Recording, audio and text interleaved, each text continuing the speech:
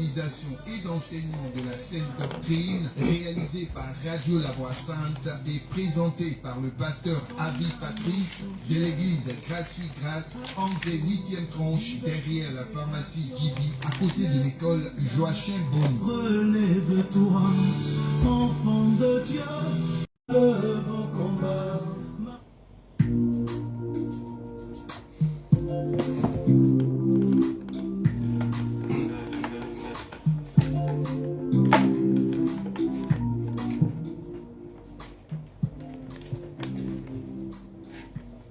À toutes, shalom à tous, c'est un plaisir de nous retrouver une fois encore en votre compagnie pour ce temps d'antenne dédié à l'évangile, l'évangile dans sa simplicité. C'est l'heure de la vérité de l'évangile, une émission qui vous est offerte par l'église Grâce sur Grâce et présentée par son pasteur principal, le pasteur Avi. Shalom, pasteur. Paix et grâce sur votre vie. Amen. Paix et grâce sur votre vie également. Amen. Paix et grâce sur la vie de tous ces auditeurs à l'écoute en ce moment à travers ce canal, le canal de la radio, la Voix Sainte 88.3 FM. Cette émission est également en direct sur la page Facebook de l'église Grâce sur Grâce. Nous vous invitons donc à y faire un tour et de partager au passage le direct. Aimez aussi la page pendant que vous y serez. Alors, pasteur, cela fait plusieurs mois, 6 ou 7 mois, si je ne me trompe, que l'église Grâce sur Grâce s'est installée sur cette radio. Et vous avez prêché avec verve, je veux dire avec brio, la bonne nouvelle de notre Seigneur Jésus-Christ. Et ce soir, on va changer un peu de formule. On va changer un peu de formule. On va vous poser ce soir des questions, puisque d'habitude, on vous annonce et vous prêchez l'évangile, vous prêchez la bonne nouvelle. Mais aujourd'hui, on va essayer de comprendre certains thèmes de tout ce que vous avez eu à dire. Et parlant justement de thèmes, il y a de ces thèmes qui sont revenus et qui reviennent d'ailleurs très souvent et qui constituent, je vais dire, le socle même de vos prédications.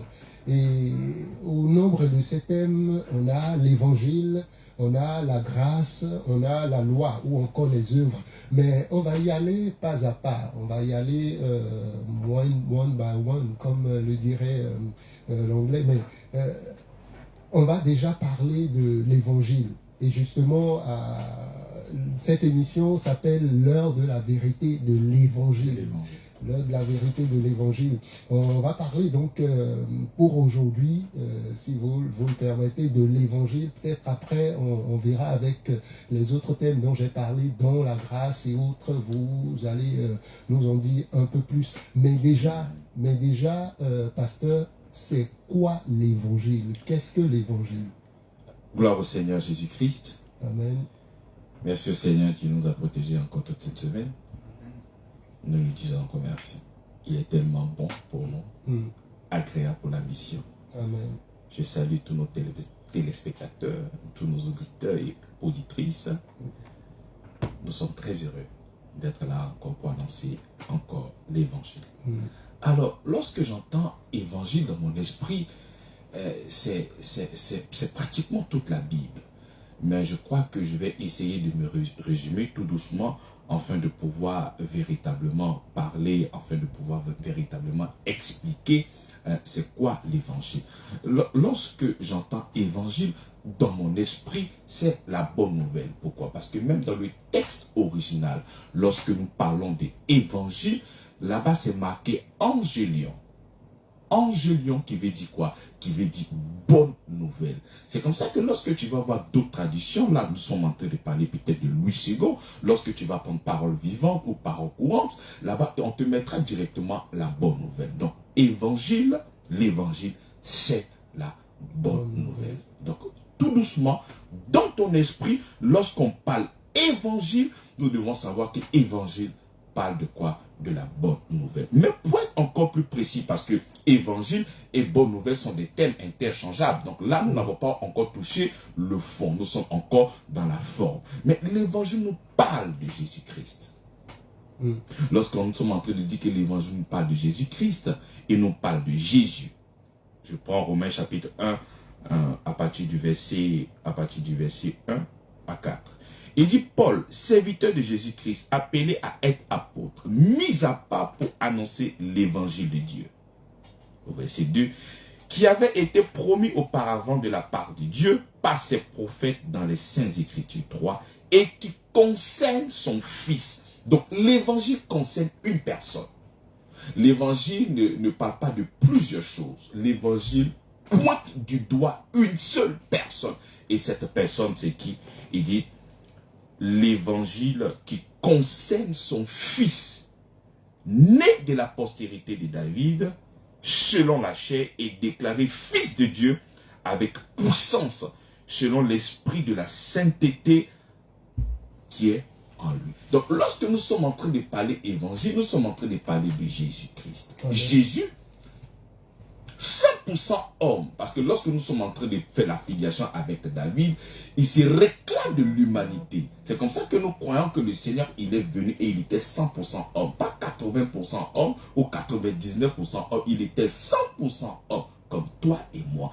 Et de l'autre côté, lorsque nous sommes en train de parler du Christ, nous sommes en train de parler du oint. Nous sommes en train de parler de la résurrection, nous sommes en train de parler de la vie, nous sommes en train de parler de la sainteté. La sainteté, c'est uniquement que Dieu. La sainteté, ce n'est pas une démarche, voilà pourquoi on est déclaré fils de Dieu, selon l'esprit de quoi? De sainteté. Donc, ce qui était dans ce corps Jésus, c'était l'esprit même du grand Dieu Tout-Puissant, l'esprit de sainteté. Donc, lorsque nous sommes en train de parler de Jésus-Christ, nous sommes en train de parler de sa partie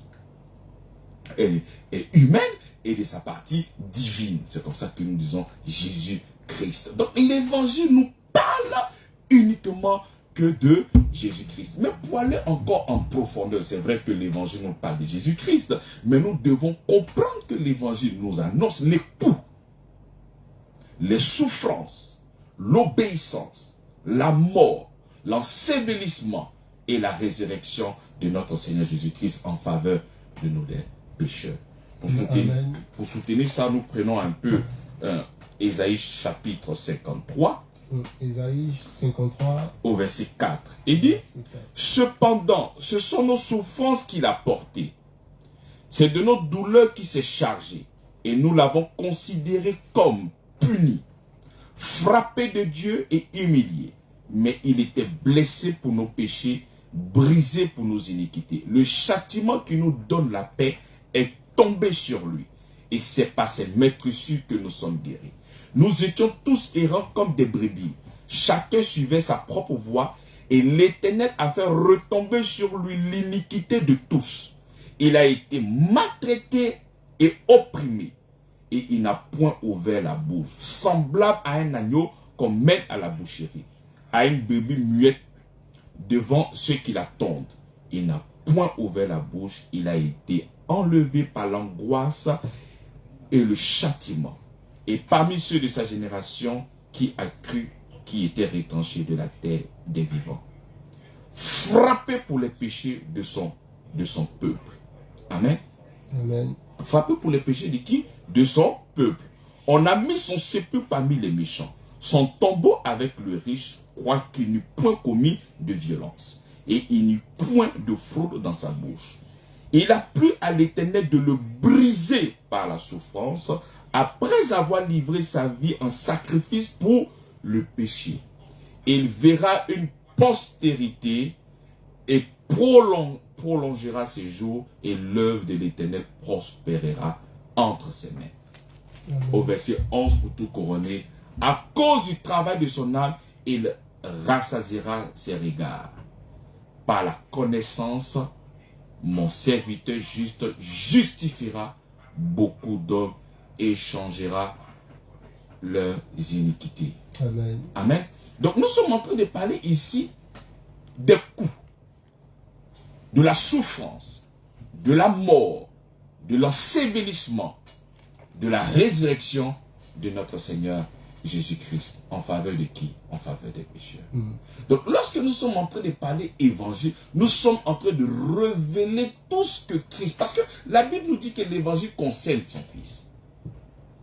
Quel est le contenu de son travail? Quand il est venu pourquoi? De la même manière que Adam a désobéi et cette malédiction s'est répandue sur l'humanité tout entière, c'est de la même manière, lui aussi, il est venu pour obéir. C'est comme ça que la Bible dit, le travail de son âme justifiera. Donc, lorsque nous sommes en train de parler d'évangile, nous sommes en train de parler de lui. Il est venu sur la terre des hommes pour venir sauver son peuple. Il est venu travailler, il a fait plusieurs choses, et ce sont ces choses-là que nous sommes en train de parler. Les coups, son obéissance, les souffrances, la mort, l'ensevelissement et la résurrection de notre Seigneur Jésus-Christ. Donc l'évangile ne fait que mettre en exergue tout ce que Christ a fait pour nous. Parce qu'il n'a pas fait pour lui, parce que lui, le Dieu, il n'en a pas besoin. Mais il a fait dans le seul but de pouvoir faire quoi? Pour justifier l'homme pécheur. La Bible déclare que tous ont péché et sont privés de la gloire de Dieu. Mais ces mêmes tous-là sont gratuitement justifiés par sa grâce au moyen de la rédemption qui est en Jésus-Christ. Donc lorsque nous sommes là, nous sommes porteurs de l'évangile. Lorsque tu vas poser la question à l'apôtre Paul, il va dire que nous sommes ambassadeurs de Christ. Car Dieu étant en Christ, réconciliant le monde avec lui-même en n'imputant point aux hommes leurs péchés. Donc nous faisons ce rôle d'ambassadeur. Et ce rôle d'ambassadeur, c'est informer au peuple, informer à cette nation et partout ailleurs que Christ est venu dans le seul but de travailler, mourir à la croix, ressusciter, afin de pouvoir pardonner tous nos péchés. Vous vous souvenez, lorsque nous étions en train de lire Isaïe, il dit, le châtiment qui nous donne la paix est tombé sur lui. Et c'est par ses maîtresses que nous sommes guéris. Donc tout ce qu'il a fait, c'est lui qui a porté la malédiction, c'est lui qui a porté les souffrances, c'est lui qui a porté les maladies, c'est lui qui a porté tout ce qui est infirmité dans le seul but de pouvoir produire en toi le contraire. Donc je suis porteur de cette bonne nouvelle. Je viens maintenant expliquer, je viens exposer l'évidence de la vie, de l'immortalité, de la santé, de la grâce au travers de son travail achevé à la croix de Golgotha. Donc lorsque je suis en train de parler d'évangile, je suis subjugué par tout ce qu'il a fait. Donc je ne peux pas venir parler de l'évangile et ne pas révéler son nom, et ne pas révéler ses coups, et ne pas révéler tout ce qu'il a fait. Donc quand on parle d'évangile, à côté je vois Jésus, à côté je vois ses coups, à côté je vois sa mort, à côté je vois sa résurrection. Donc l'évangile, c'est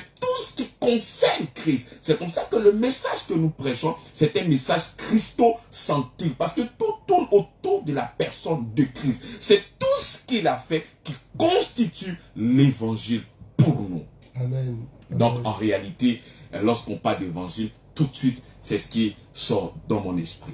Amen. Merci, pasteur. Et si vous venez de nous rejoindre, c'est l'heure de la vérité de l'évangile. Je rappelle que vous aurez également la possibilité d'intervenir dans cette émission en deuxième partie d'émission, donc à travers le standard de la radio. Le numéro, je crois, vous le connaissez déjà, sinon c'est le 07 77 59 56 50. Et pour revenir en studio, pour revenir à vous, pasteur, merci déjà pour cette belle réponse à la question. Il fallait la poser pour comprendre véritablement ce que c'est que l'évangile. Et pour faire court, vous disiez donc que l'évangile, ça parle de notre Seigneur Jésus-Christ. Ça parle de ses coups. Ça parle de son obéissance, de ses souffrances, de sa mort et de son enseignement et de sa résurrection. Mais ce que j'aimerais demander, l'évangile révèle Christ, oui, mais qu'est-ce que nous devons garder de tout ça? L'évangile, en révélant Christ, qu'est-ce que l'évangile veut nous révéler en nous présentant Christ? Bon, comme j'ai dit clairement, l'évangile concerne Jésus-Christ, sa mort son ensevelissement, ses souffrances, la malédiction qu'il a portée et tout ce qui va avec. Mais lorsque tu reviens encore, tu retoques, c'est comme ça que il y a quelque chose qui taraude encore mon esprit. Là-bas, je suis en Romains chapitre 1, le verset 16, hein, dans le même canal. En Romains chapitre 1, le verset 16 nous dit, « Car je n'ai point honte de l'évangile. C'est une puissance de Dieu pour le salut de quiconque, du juif premièrement, puis du grec. » Donc l'évangile est l'instrument de Dieu dans le seul but de pouvoir sauver. Il dit, car je n'ai point honte de l'évangile, c'est une puissance de Dieu pour le salut de quiconque. Donc quand le Seigneur veut sauver l'humanité, quand le Seigneur veut apporter le salut à une personne, il passera par l'évangile. Il dit l'évangile. Dans le texte original, là-bas c'est là. Mais ils ont traduit ça par une. C'est là, la totalité de la puissance de Dieu réside dans l'évangile. Et c'est comme ça qu'il dit que, car je n'ai pas honte de l'évangile, c'est une puissance de Dieu pour le salut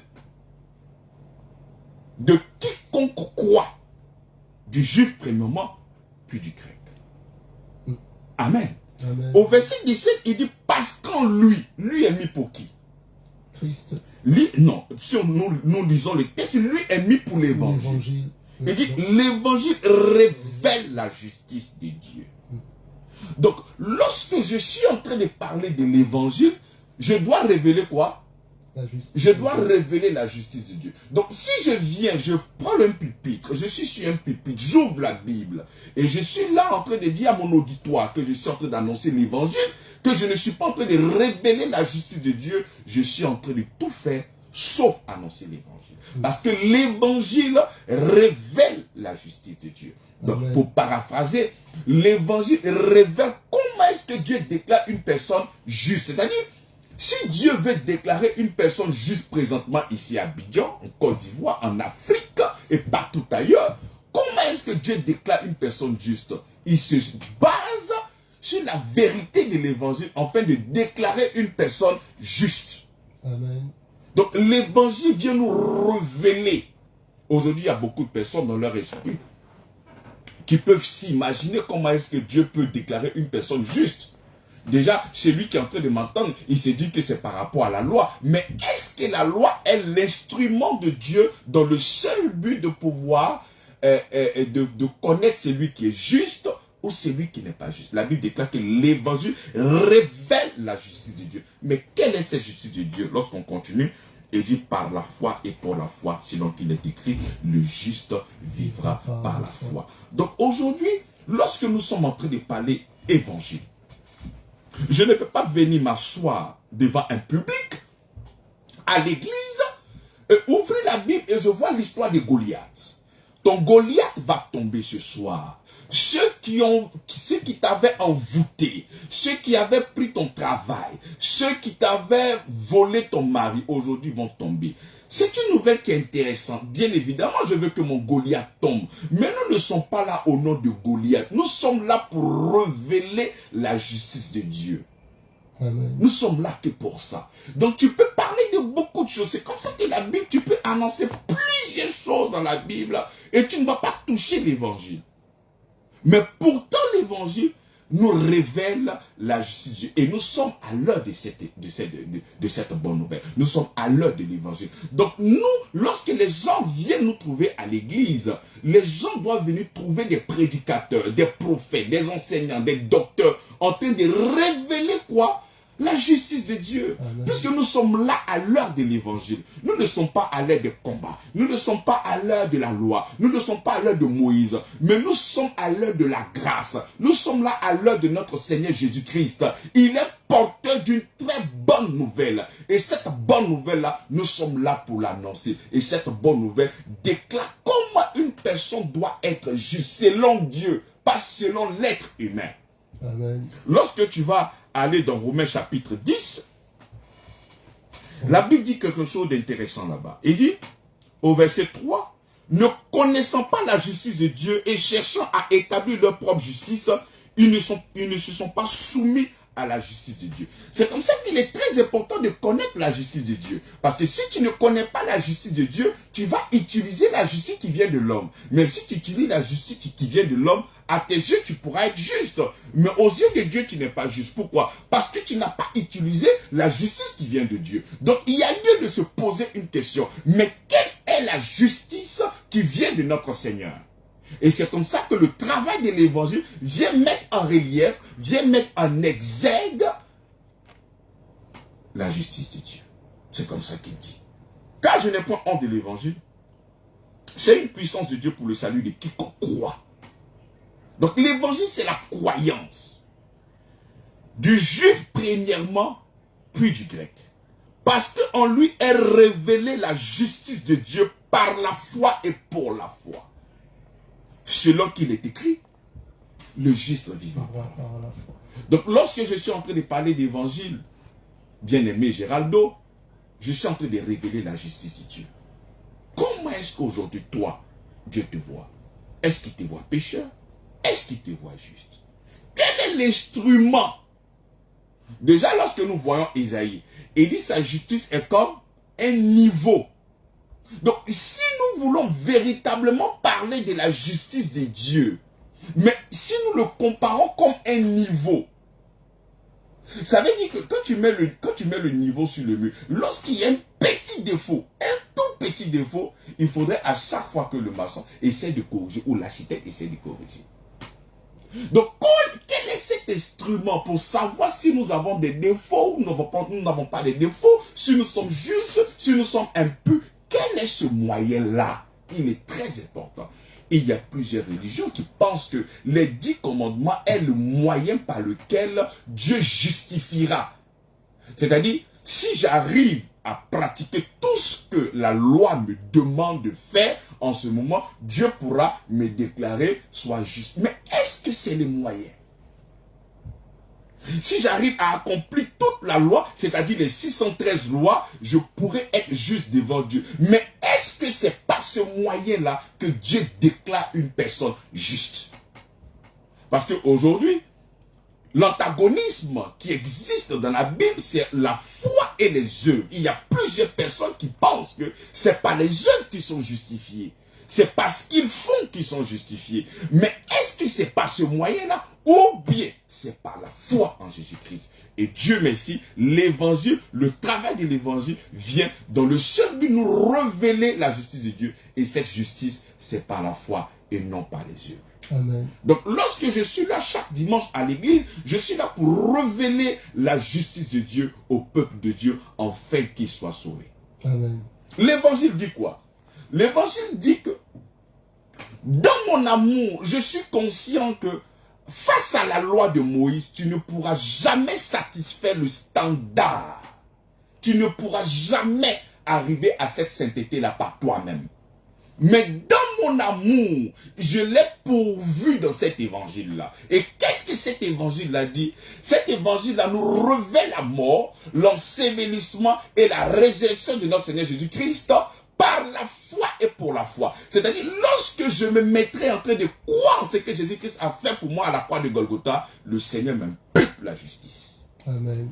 Non pas par mes œuvres, mais par la foi en Jésus-Christ de Nazareth. Amen. Donc, lorsque je suis en train de parler d'évangile, c'est ce que je vois encore dans mon esprit. Amen. Donc, pour répondre à ma question, je dois comprendre qu'en révélant Jésus-Christ, l'évangile nous révèle en même temps la justice de Dieu vis-à-vis de nous, et pour nous. Et c'en est le cas aussi pour la sanctification. Mais bien sûr, puisque je dis que l'évangile, quand vous parlez comme ça, j'ai envie de prendre Romains chapitre 15, le verset 16. Qu'est-ce qu'il nous dit là-bas? Romains 15, le verset 16. D'abord, il dit, cependant, à certains égards, je vous ai écrit avec une sorte d'hardiesse, comme pour réveiller vos souvenirs, à cause de la grâce de Dieu, que Dieu m'a faite, d'être ministre de Jésus-Christ parmi les païens, m'acquittant du divin service de l'évangile de Dieu, en fait que les païens lui soit une offrande agréable, étant sanctifié par le Saint-Esprit. Donc c'est comme ça que je peux dire que l'évangile est le moyen de Dieu dans le seul but de pouvoir sanctifier les païens, de pouvoir sanctifier les pécheurs. Tu vois? Pourquoi? Aucune personne n'a cette capacité et cette prétention d'être sainte, d'être saint par son comportement. C'est impossible. Impossible. Vous voyez? Alors que pour être enfant de Dieu, il faudrait que tu sois saint. Si tu n'es pas saint, tu ne peux pas être enfant de Dieu. Et la sainteté, c'est une position. La sainteté, ce n'est pas une démarche. Ce n'est pas ta capacité à respecter toute la loi de Dieu. Donc, si pour toi, si tu arrives à respecter tout le standard, toute la loi, tu pourras devenir saint. Non. Même si tu étais doté d'une capacité légendaire, afin d'accomplir toute la loi, tu ne peux donc être saint. Il y a seulement que Dieu qui est saint. Et Dieu maintenant te contamine. Dieu te communique cette sainteté-là dans le seul but d'être son enfant. Amen. C'est-à-dire, Dieu te communique cette sainteté-là par Christ. C'est comme ça que lui-même, lorsque nous allons prendre Éphésiens chapitre 1, le verset 3, il nous dit quelque chose d'intéressant là-bas. Éphésiens 1, 4. Il dit, en lui, Dieu nous a élus avant la fondation du monde pour que nous soyons saints et irrépréhensibles devant lui. Nous ayant prédestinés dans son amour à être des enfants d'adoption par Jésus-Christ selon le bon plaisir de sa volonté. Donc Dieu a prévu que nous puissions être saints et irrépréhensibles dans la personne de Jésus-Christ. Donc quel que soit le lieu où tu te trouves, si tu ne te trouves pas en Jésus-Christ, tu ne peux pas être saint et irrépréhensible. Donc l'évangile est le moyen de Dieu de pouvoir sanctifier les hommes pécheurs. C'est ce que l'apôtre Paul dit en Romains chapitre 15, le verset 16. Il dit 16, d'être ministre de Jésus-Christ parmi les païens, m'acquittant du divin service de l'évangile. Donc c'est un service qui est divin, qui vient de notre Seigneur. En fait, que les païens lui soient une offrande agréable, étant sanctifiés par le Saint-Esprit. Mais je me moque de ces personnes-là qui disent qu'eux, ils marchent dans la... C'est eux-mêmes qui se sanctifient, bien-aimés. La sanctification, ce n'est pas une démarche. C'est une position. Et cette position, c'est de se trouver en Christ. Et se trouver en Christ, ce n'est pas par les œuvres. C'est par la foi. La foi en qui? La foi en Christ. La foi en ce qu'il a fait. La foi témoigne de mon esprit que Christ est venu sur la terre, il n'a jamais péché. Et il a porté le péché de l'humanité à la croix de Golgotha. Et il est mort avec mes péchés. Que personne donc ne m'accuse. Aujourd'hui, je porte la sainteté en moi. Amen. Donc l'évangile est le moyen. L'évangile est l'instrument de Dieu dans le seul but de pouvoir sanctifier les pécheurs, les païens, et que nous soyons maintenant ses enfants en Jésus-Christ de Nazareth. Amen. Amen. Amen. L'évangile, c'est la révélation de notre Seigneur Jésus-Christ. L'évangile, c'est la révélation de la justice de Dieu pour l'homme. L'évangile, c'est donc le moyen par lequel Dieu sanctifie le païen, Dieu sanctifie le pécheur. Mais en dehors de tout ça, c'est quoi encore l'évangile? Qu'est-ce qu'on peut encore retenir? Qu'est-ce qui doit rester et demeurer dans notre esprit quand on parle d'évangile? Oui, mais là où je veux vraiment mettre le curseur, c'est que lorsque il y a beaucoup de personnes aujourd'hui qui disent qu'elles sont chrétiennes. Non, je suis chrétien, non, je suis chrétien, je suis chrétien. Mais ils n'ont pas l'information qui fait de toi un enfant de Dieu. C'est-à-dire l'information, la bonne nouvelle que tu dois entendre, ce qui fait de toi un enfant de Dieu, c'est d'avoir la conscience que tous tes péchés te sont pardonnés. Parce que si tes péchés ne te sont pas pardonnés, tu ne peux pas être enfant de Dieu. Dieu qui est saint, Dieu qui est juste ne peut pas engendrer des enfants qui sont pécheurs. Donc pour que toi tu sois enfant de Dieu, le Seigneur prend le soin de pouvoir laver totalement, pas partiellement, mais totalement tous tes péchés. Et c'est ça. Donc lorsque nous parlons d'évangile, il y a des personnes qui disent qu'ils sont enfants de Dieu, ils connaissent l'évangile. Mais quand tu vas leur demander, ils sont saints, mais c'est pas possible, un homme ne peut pas être saint sur la terre. Mais pourtant, l'évangile nous révèle le moyen par lequel nous sommes saints. C'est comme ça que c'est une folie et un scandale. Lorsque je proclame l'évangile, j'ai la conscience dans mon esprit que je suis saint. Non pas par ma capacité, non pas par mes œuvres, non pas par ce que je fais, mais parce que l'évangile a pris le soin de me révéler la justice de Dieu dans mon esprit. Et cette justice-là, c'est de croire que Christ est mort pour moi et par la foi, je suis saint. Amen. Par la foi, je suis pur. Par la foi, je suis un enfant de Dieu. Par la foi, je suis ce que je suis. Amen. Amen. Donc, lorsque nous sommes en train de parler d'évangile, bien-aimé dans le Seigneur, c'est d'avoir la conscience que tous tes péchés te sont pardonnés. Mais si tu n'as pas la conscience que tous tes péchés te sont pardonnés, mais tu n'as pas encore commencé tu n'as pas encore commencé la vie chrétienne. Parce que la vie chrétienne avec quelqu'un à qui on a pardonné tous ses péchés. Quelqu'un qui est pur, quelqu'un qui est sans défaut, quelqu'un qui est irrépréhensible, quelqu'un qui se trouve en Christ. Mais bien aimé, ne faudrait pas penser dans ton esprit que toi tu pourras être admis au ciel avec beaucoup de péchés. Non, le Seigneur ne badine pas avec le péché. C'est comme ça qu'il a réglé définitivement dans la personne de Jésus-Christ. Donc lorsque tu te trouves en Christ, il n'y a même pas un tout petit péché. Le sang de Jésus-Christ prend le soin de te nettoyer, de te rendre pur, mais plus blanc que neige. Donc le seul lieu, le moyen par lequel nous avons cette capacité d'être saint, c'est de se trouver en lui. Si tu ne te trouves pas en lui, quelles que soient les bonnes œuvres que toi tu pourras faire dans ta vie, mais tu ne pourras jamais être saint. Tu es toujours un pécheur à cause de cette nature pécheresse qui plane sur ta vie, qui mane même depuis Adam dans le jardin. Donc, lorsque je suis en train de parler encore d'évangile, là, je suis encore en Romains chapitre 16, le verset 25. Là, c'est l'apôtre Paul qui dit, il dit, à celui qui peut vous affermir selon mon évangile et la prédication de Jésus-Christ.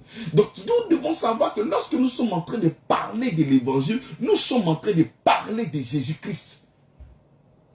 Nous sommes en train de parler de Jésus. Mais ça m'étonne de voir souvent des prédicateurs en train de prêcher, en train d'annoncer pour eux l'évangile.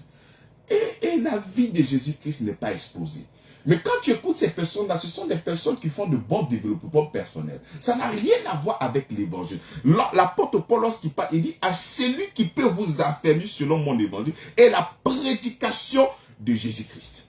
Donc c'est la prédication, l'évangile c'est la prédication de Jésus-Christ. Donc quand tu es en train d'annoncer l'évangile et que tu n'es pas en train de parler de Jésus-Christ, mais tu n'es pas en train d'annoncer l'évangile. Tu peux faire beaucoup de choses à la fois, mais ce n'est pas l'évangile que tu es en train d'annoncer. Ça n'a rien à voir.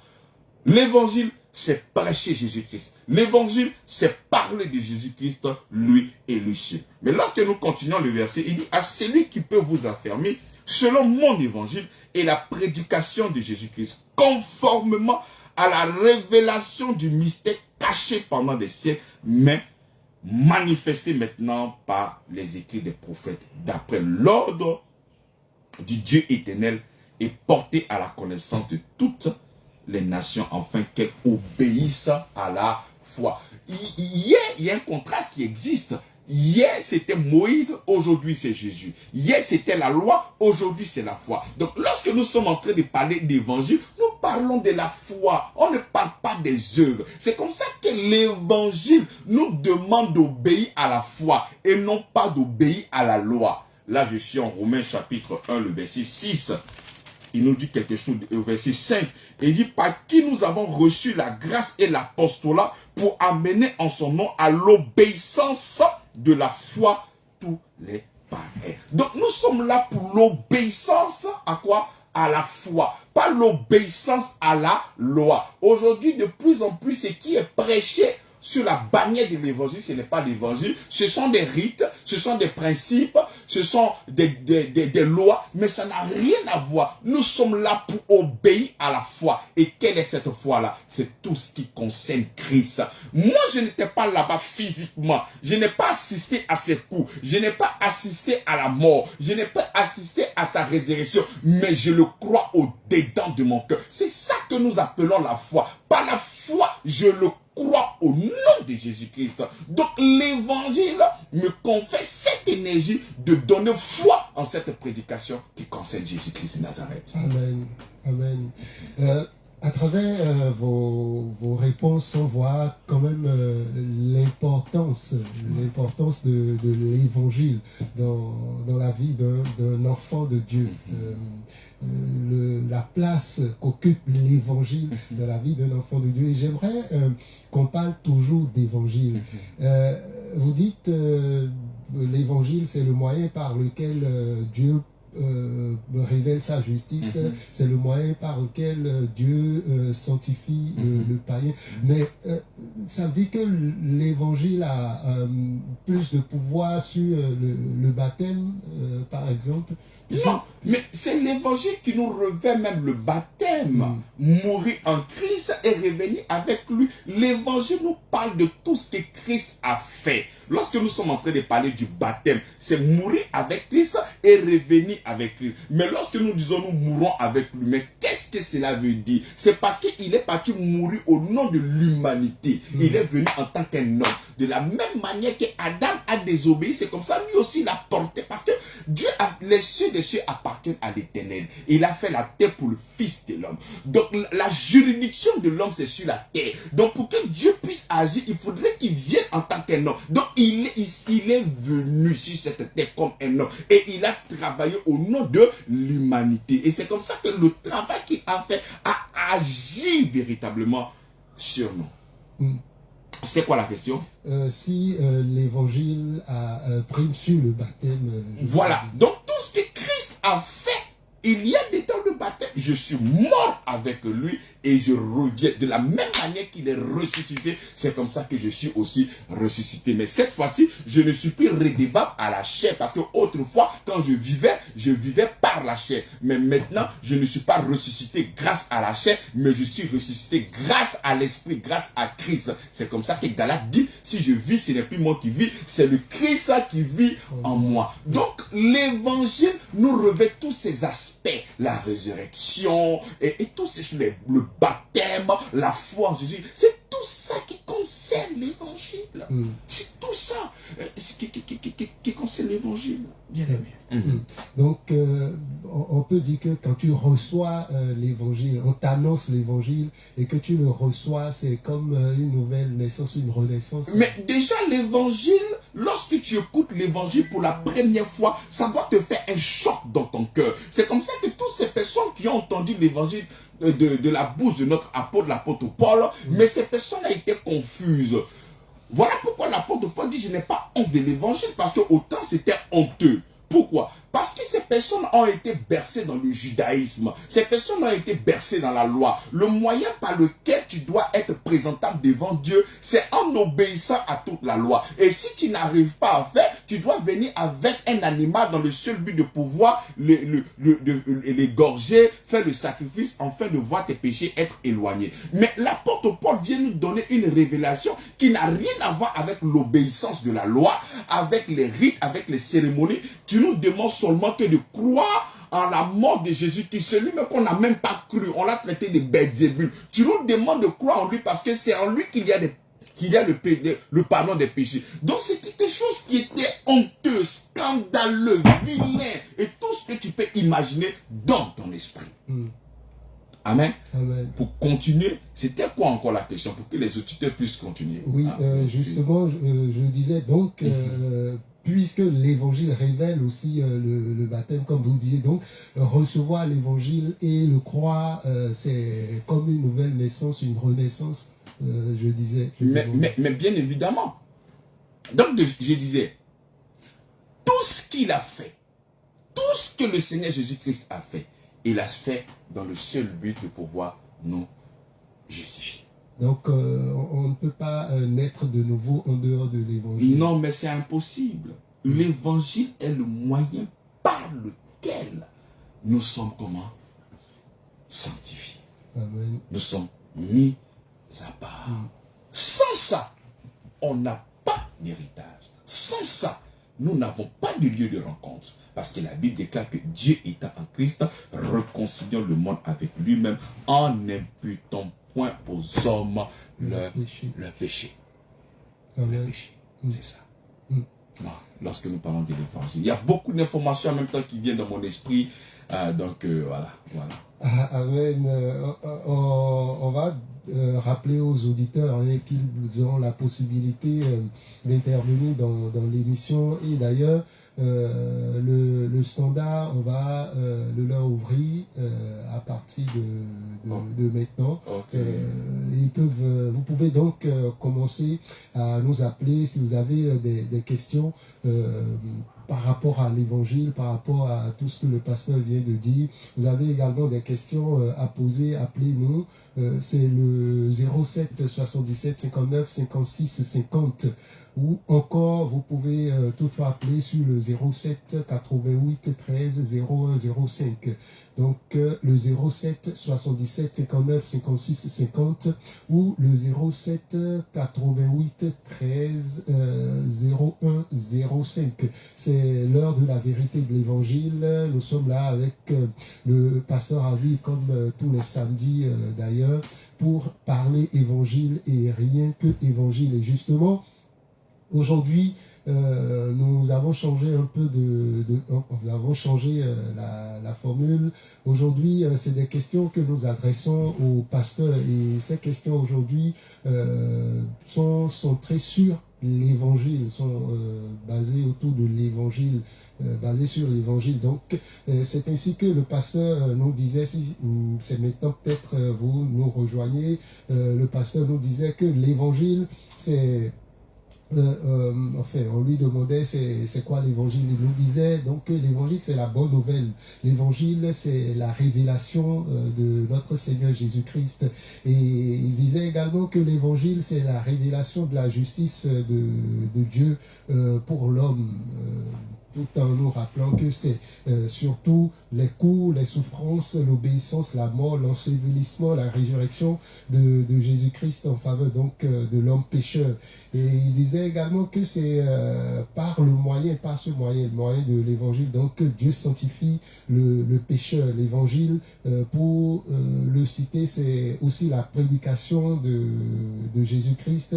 L'évangile, c'est également la croix. L'évangile, c'est aussi le lieu de naissance de l'homme, le lieu de renaissance, on va dire, donc de l'homme. Donc on ne peut pas naître de nouveau en dehors de l'évangile. Voilà un peu ramasser le développement du pasteur. Je préfère naissance. Parce qu'en dehors de Christ, nous sommes morts. En dehors de Christ, nous sommes morts. Vous préférez naissance à renaissance, alors d'accord. Et il y a la naissance qui vient de la chair, et il y a la naissance qui vient du Christ, de notre adhésion en Jésus-Christ de Nazareth. D'accord. Donc, vous pouvez aussi nous appeler, poser vos différentes questions 07 77 59 56 50. Alors, pasteur, c'est bien, vous avez dit tout ce que c'est que l'évangile. Tout ce que c'est que l'évangile. Je viens de le rappeler tout à l'heure, mais c'est bien beau tout ça, c'est magnifique.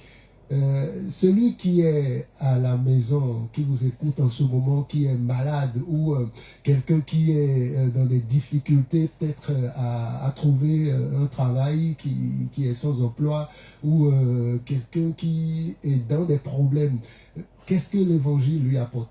On va prendre l'auditeur en ligne d'abord. Allô?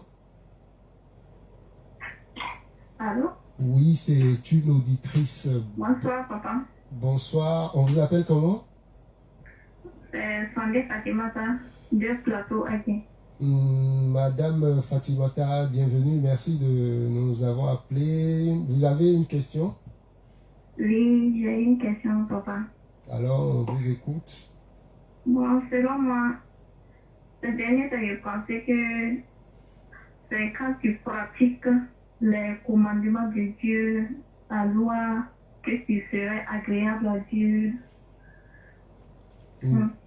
D'accord.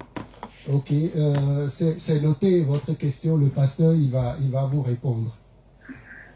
Ok. Alléluia. Et c'est comme ça que la religion a pris vraiment le soin de faire comprendre aux gens que c'est pas la loi. Parce que lorsque la loi a été donnée au peuple juif, beaucoup d'hommes de Dieu l'ont perpétré, alors que le christianisme, ce n'est pas l'extension du judaïsme.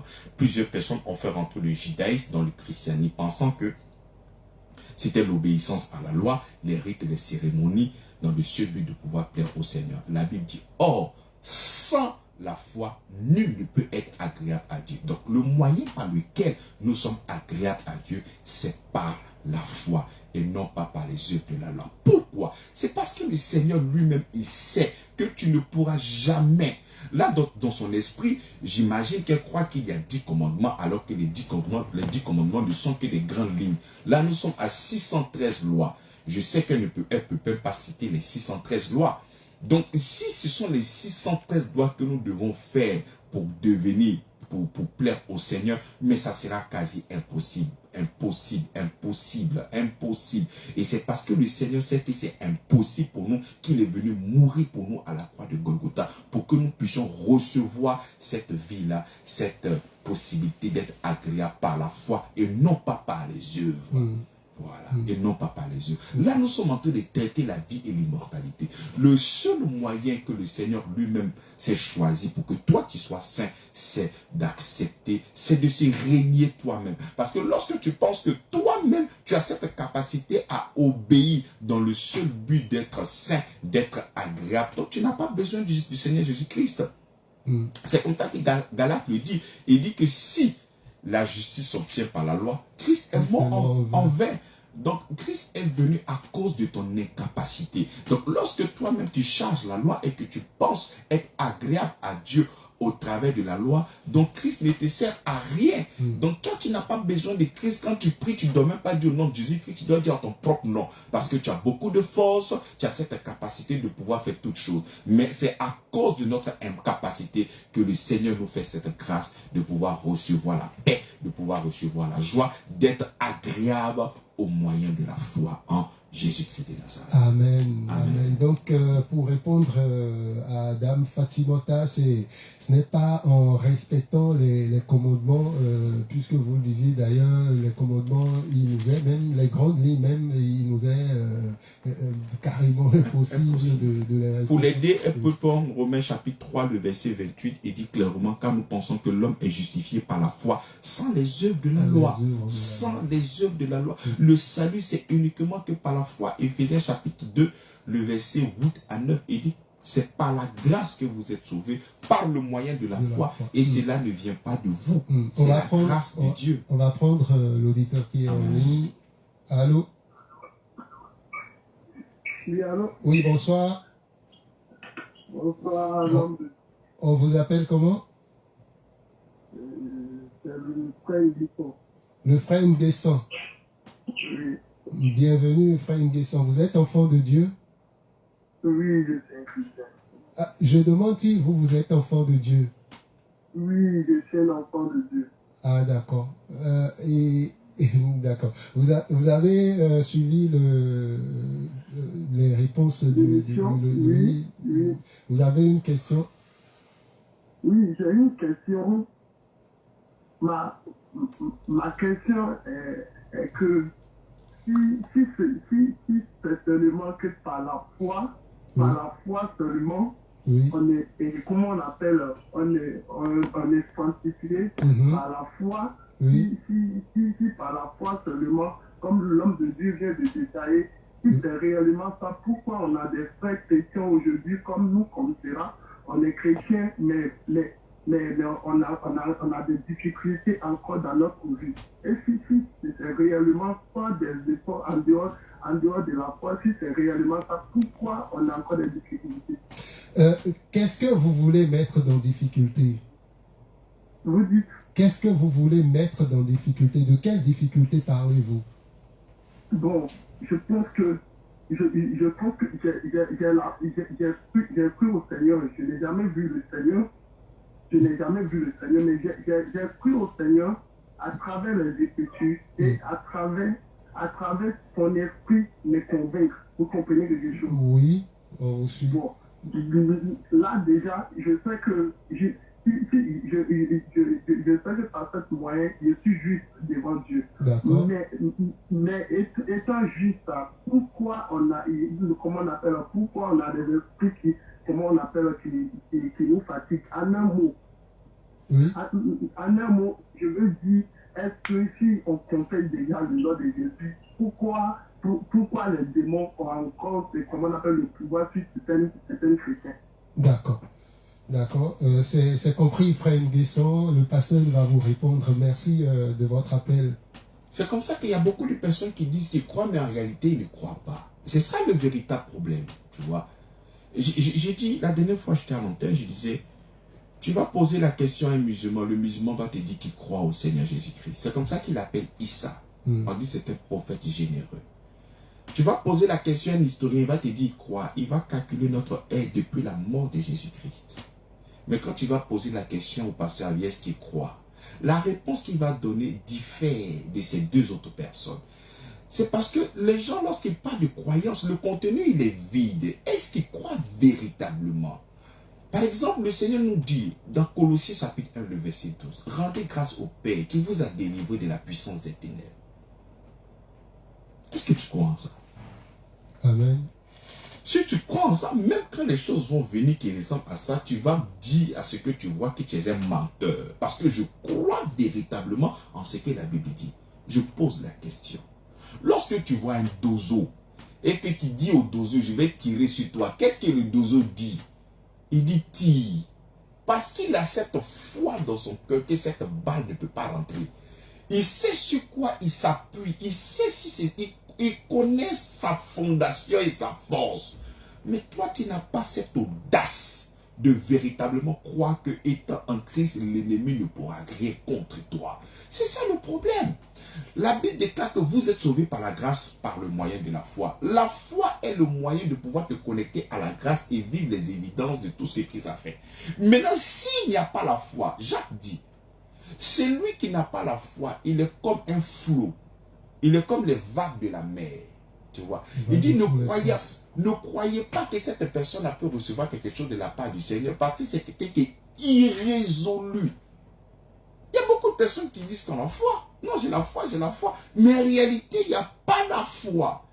Si tu as véritablement la foi en Christ, la Bible déclare que par ses maîtres nous sommes guéris. La Bible déclare que le travail, par le travail de son âme, il justifiera. Donc, parce que toi, tu crois en lui, tu es justifié. Et si tu es justifié, il faut demeurer, il faut prendre cette vérité-là et demeurer sur ça. Tu verras les évidences. Tu verras les fruits de la foi, de la croyance. Tu verras que ces choses seront devant toi. Ça va se manifester d'une manière claire. Le problème des gens, lorsqu'ils demandent quelque chose au Seigneur à midi 5, ils ne voient pas. C'est fini. Il y a des problèmes dans leur cœur. Est-ce que c'est vrai? Est-ce que c'est... Non, c'est pas ça. Il faut savoir aussi que dans le don de l'esprit, il y a aussi la patience. Donc, les gens ne croient pas véritablement. En tout cas, la Bible ne ment pas. Celui qui croit ne sera jamais confus. Amen. C'est ce que la Bible dit. Amen. Et si nous devons faire une comparaison entre sa vie et la Bible, qu'est-ce qui dit la vérité? Mais sauf que je dis que c'est la Bible. Donc là, ta vie ne peut pas venir contredire la parole de Dieu. Ton expérience ne peut pas venir mettre en doute la parole de Dieu. Et si toi tu crois véritablement en Dieu que tu as des problèmes, il faut essayer de revoir ta croyance. Je pose la question. Quand tu es à la maison et que tu ne reçois pas les chaînes de Canal, qu'est-ce que tu fais en premier temps? Gérald, je te pose la question. J'estime que je suis abonné à Canal. Oui. Et que je ne reçois pas. Donc Oui. j'appelle Canal. Non. C'est-à-dire, avant même de chercher à appeler Canal, tu vas regarder si le décodeur il est branché. Ah d'accord, oui. Tu vas regarder s'il n'y a pas de coupure de courant. Tu vas regarder si l'antenne... Tu n'as pas tout de suite appelé Canal. Ça même, tu as dit ça parce que tu veux... Non. Si tu es à la maison vraiment chez toi et que tu allumes, que ça ne passe pas, tu vas essayer de brancher d'abord. Est-ce que... Donc, appeler Canal sera pour toi la dernière option. Donc, tu vas essayer de voir si toi-même, est-ce que tu arrives à recevoir les chaînes avant de te plaindre. Le problème, c'est que ton récepteur est gâté. Tu ne reçois pas les chaînes que Canal a émis. Donc, tu ne peux pas appeler Canal pour te plaindre. Le problème des gens, c'est ça. Ils pensent qu'ils ont la foi, alors que le problème même, c'est eux. Il n'y a pas limiteur. Il n'y a pas limiteur. La Bible ne ment pas. Il dit, vous êtes sauvés par la grâce au moyen de la foi. Soit c'est son expérience qui dit la vérité, ou c'est la parole de Dieu qui dit la vérité. Jean chapitre 17, verset 7. La parole est la vérité. La Bible dit, quiconque croit au Seigneur Jésus, qui ne sera point confus. Est-ce que ce verset est vrai? Oui. C'est vrai. Je vis les évidences de cette foi et de cette grâce au nom de notre Seigneur Jésus-Christ. C'est par cette grâce et par cette foi que je suis devenu enfant de Dieu. Pourquoi remettre en doute le fait que tu sois devenu enfant de Dieu? Qu'est-ce que tu as fait pour devenir enfant de Dieu? Est-ce que tu crois même que tu es enfant de Dieu? Parce que tu ne peux pas finir de croire que le Seigneur t'a justifié, tu es devenu puissant, parfait, et puis tu passes ton temps à pleurer pour tes péchés encore chaque nuit. Ta croyance est vraiment, est-ce que tu es sûr que tu crois véritablement? Et il y a des gens qui parlent, qui croient, mais ils ne croient pas. Frère, je t'invite à l'église. Donc, le problème, c'est alors au niveau de la foi, au niveau de cette, enfin, ce soi-disant croyance qui n'est véritablement pas fondée, qui n'est véritablement pas solide. Les gens, ils ont une connaissance générique dans leur tête. Ah, je sais que Jésus-Christ est mort pour moi, là, je crois. Mais quand tu vas aller dans les profondeurs, ils ne croient pas, je sais de quoi je parle. Ils ne croient pas. Donc revoyons-nous alors. Mais bien sûr, au lieu de revoir l'évangile. On dit merci à Madame Fatimota qui nous a appelé, merci au frère Nguesson qui nous a appelé. Je suis sûr qu'il y a des personnes qui ont essayé de nous appeler, qui n'ont pas pu passer en direct. Ce n'est que partie remise. Également, nous disons merci à toutes ces personnes qui nous ont déjà rejoints dans cette mission. Nous rendons grâce au Seigneur pour ces personnes qui nous ont rejoints dans cette mission, je disais tantôt. Et c'est une joie d'entendre, de les entendre témoigner à chaque fois du renouvellement de leur esprit grâce à donc cet évangile que prêche l'homme de Dieu, le pasteur Avi. Et nous savons qu'il y a encore des personnes qui sont à la maison, qui sont à la traîne, qui écoutent cette émission, qui ont envie de nous rejoindre et qui sont à la traîne. Nous vous invitons à nous rejoindre et vous témoignerez vous-même, vous témoignerez également. Je rappelle que l'église Grâce sur Grâce est à Hongrie, derrière la pharmacie de la Djibi, juste à côté de l'école Joachim Bonny. Et nos cultes s'y tiennent donc tous les dimanches à partir de 9h et les mercredis à partir de 19h. Donc demain dimanche, nous serons à l'église donc pour louer l'Éternel, pour adorer notre Dieu, pour lui rendre grâce. Donc vous pouvez passer nous voir, passer célébrer donc ce moment avec nous. Le numéro du pasteur, je vous le donne entre temps, c'est le 2x07 67 69 94. 07 07 67 69 94. Nous avons parlé aujourd'hui de l'évangile. C'est vrai qu'il y en a assez de questions encore qui sont restées non posées. On aura encore d'autres numéros, d'autres émissions pour y revenir également sur ces autres thèmes dont je parlais, dont, entre autres la loi, la grâce et la foi aussi, pourquoi pas. Mais pour aujourd'hui, pasteur, on va y mettre un thème, donc nous vous laissons le micro pour le mot de la fin. Nous bénissons le Seigneur pour son amour et sa fidélité.